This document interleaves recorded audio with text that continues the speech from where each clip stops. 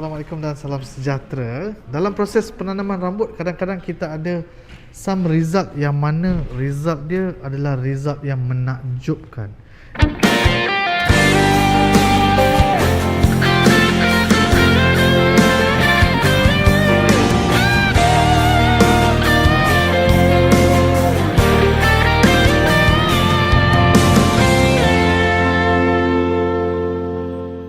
Di sini kita ada Mr. Yong dah 5 bulan buat hair transplant. Sekarang kita tanya sikit pendapat Mr. Yong macam mana perasaan dia selepas 5 bulan buat prosedur penanaman rambut.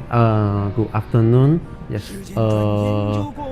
I am very happy with my hair transplant result.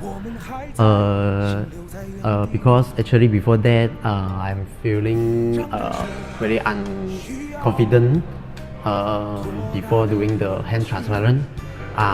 But after the 5 months, when I see the result, I'm feeling very happy.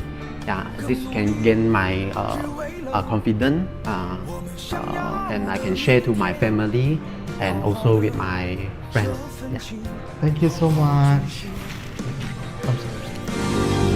我们不一样，每一个人都有不